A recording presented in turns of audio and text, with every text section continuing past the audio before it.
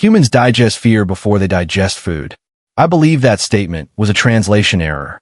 No species could consume survival hormones like nutrients. No nervous system should become stronger under terror. Yet the records repeated it. Again, again, again. I laugh with my feeding tendrils. Then they assign me to observe a human. My designation is Zevek. I belong to the Carry Collective. We evolved beneath calm oceans. Pressure shaped us. Conflict did not. We solve problems by predicting them centuries ahead. Humans solve problems after they explode. That alone made them dangerous. The Deathworld training complex floated around the dead planet Varkos 9. Every cadet feared the place. Gravity shifted without warning. The atmosphere poisoned lungs. Predators escaped containment every cycle. Even the walls try to kill you. Graduation rates remained below 12%. Perfect. A proper academy.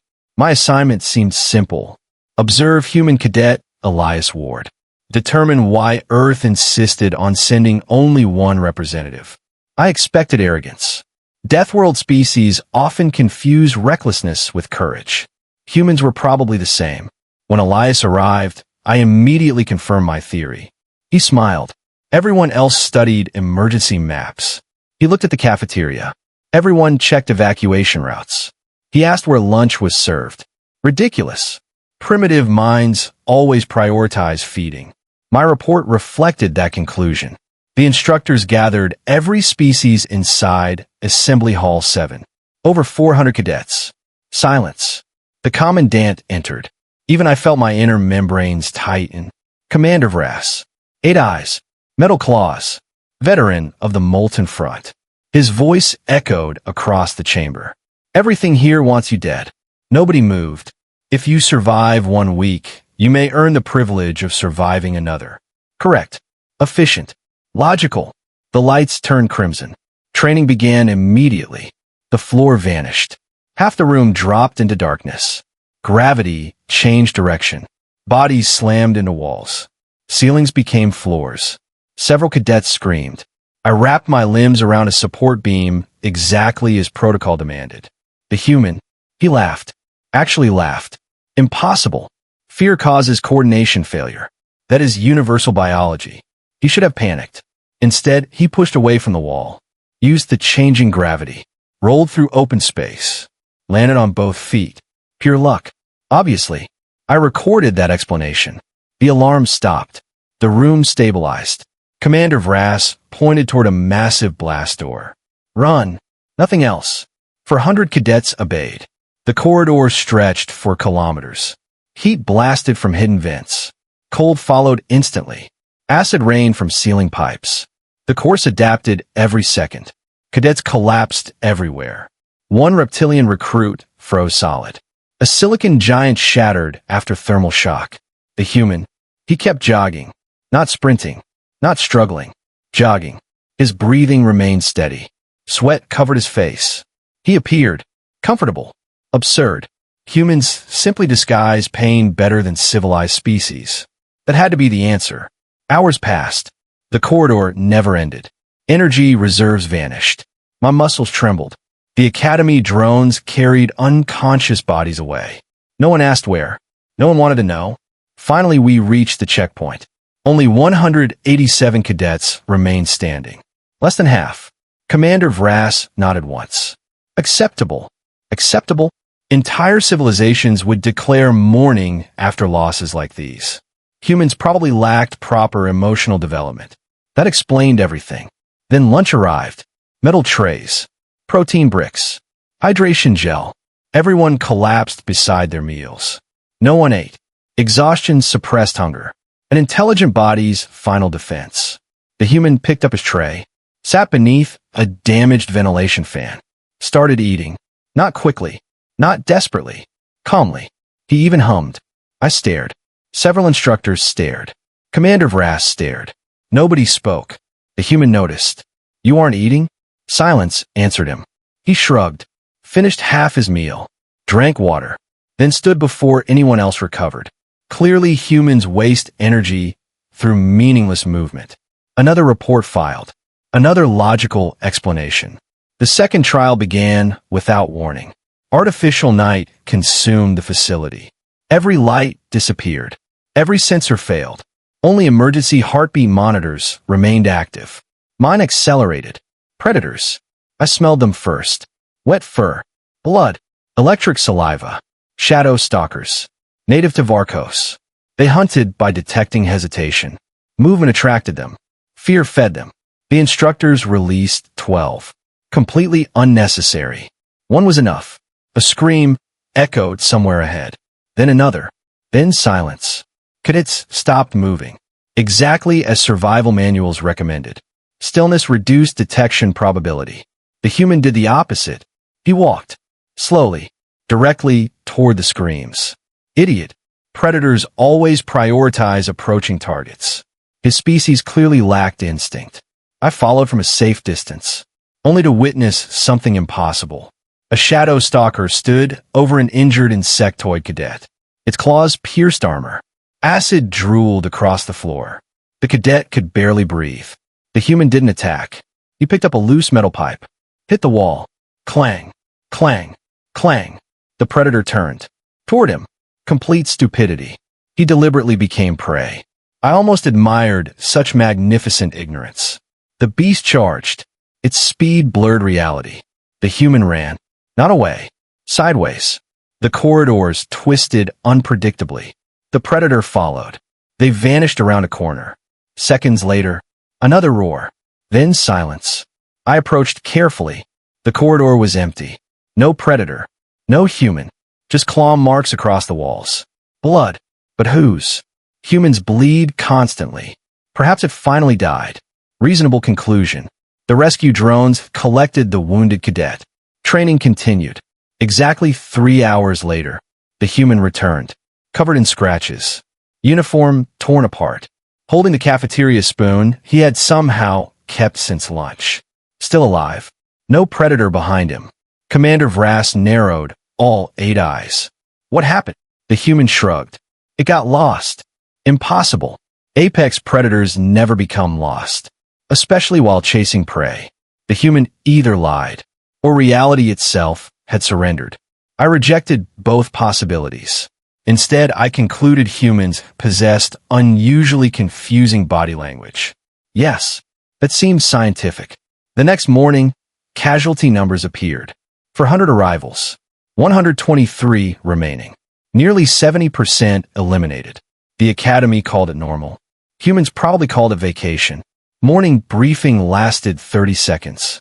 Commander Vrass displayed one image.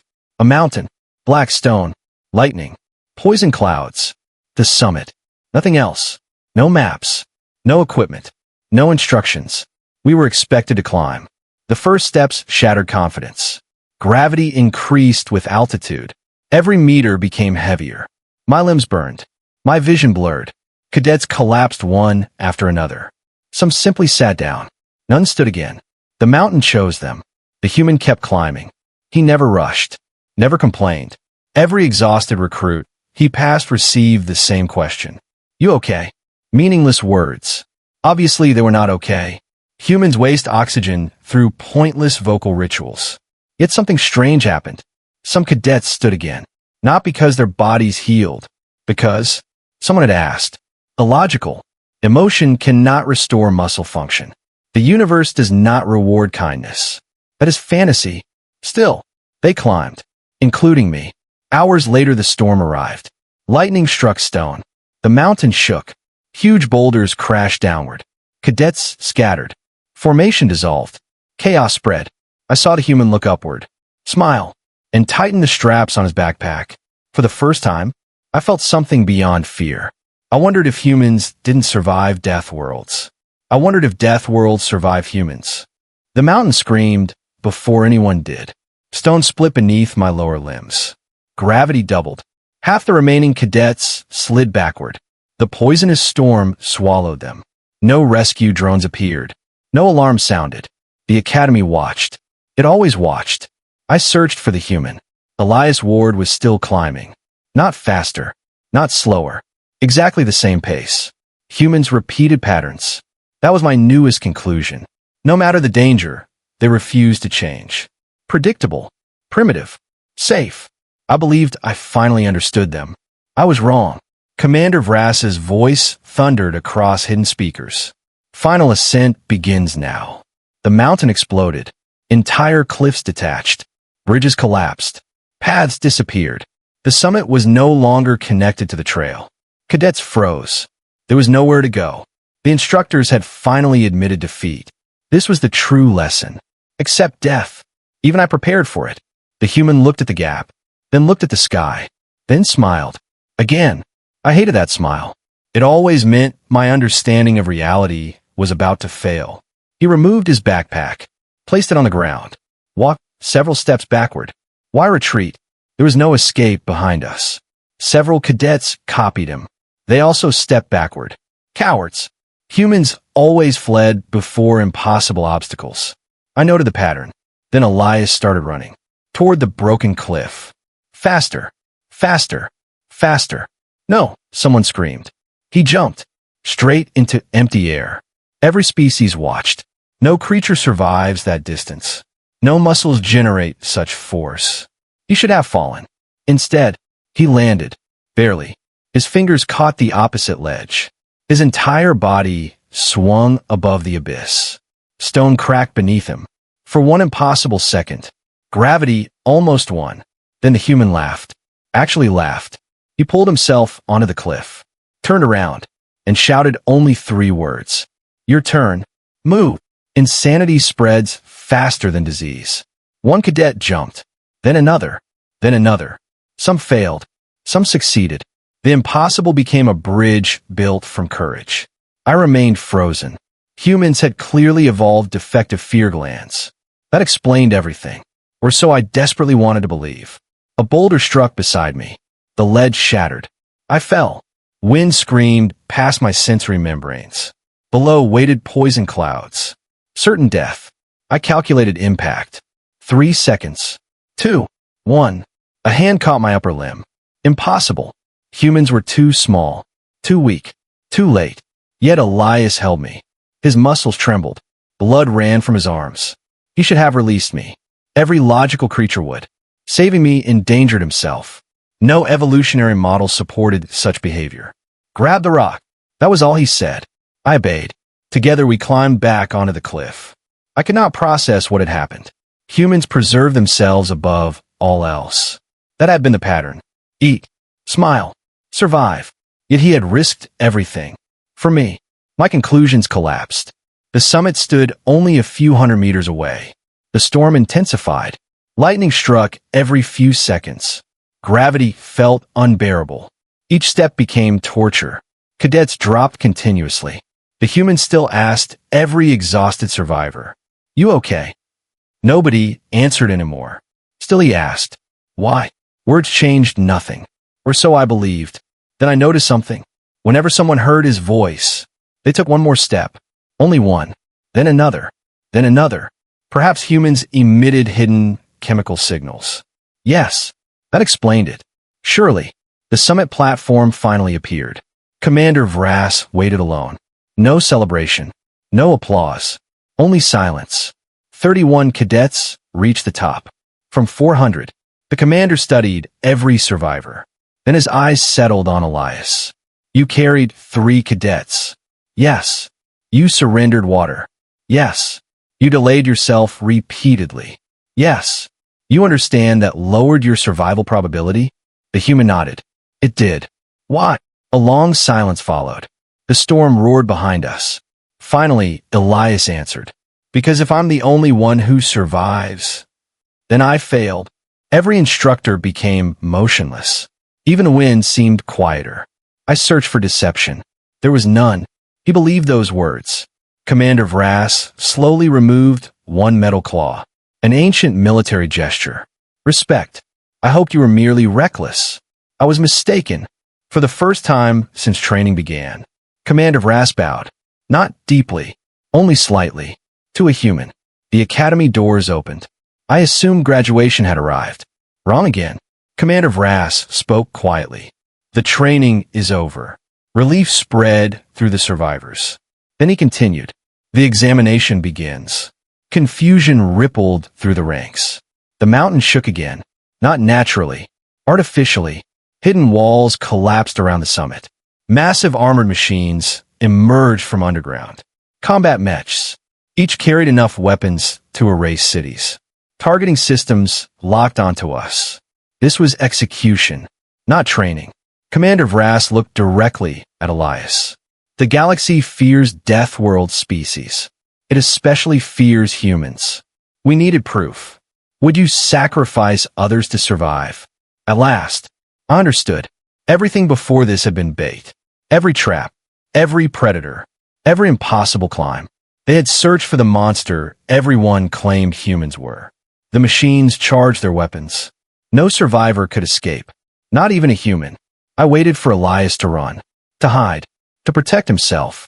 That had been the pattern from the beginning. Humans survived, above everything else. Instead, he stepped forward. Alone, he spread both arms. The remaining cadets stood behind him. No. One simple word. Commander Vrass raised an eye ridge. You challenge 30 siege platforms. No. The human smiled. That terrible smile.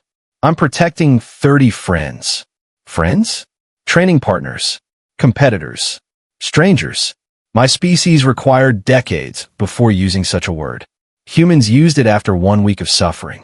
The machines opened fire. Every cadet screamed. I closed all my vision membranes. Then, nothing. Silence. I opened my eyes. The weapons had never fired. Commander Vrass had shut them down. Every machine powered off simultaneously. The commander faced us. The examination is complete. He turned toward the instructors. Record the result. One instructor hesitated. What result, Commander? Vrass looked at the human, then at the 30 survivors standing together. His answer echoed across the mountain. Deathworlders are not dangerous because they survive. They are dangerous because they make everyone around them survive too.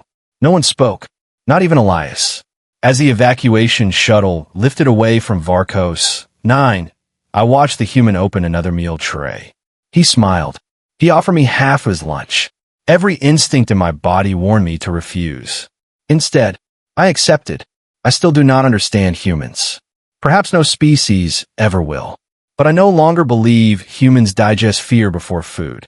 I believe something far more terrifying. Humans digest impossible odds and somehow leave enough hope for everyone else to survive. If you enjoyed this HFY sci-fi story, don't forget to like this video, subscribe to the channel, and turn on notifications so you never miss another epic adventure from the far reaches of the galaxy. Tell us in the comments, would you survive even one day of Deathworld training? Thanks for watching, and we'll see you in the next HFY story, where the galaxy will once again underestimate humanity and regret it.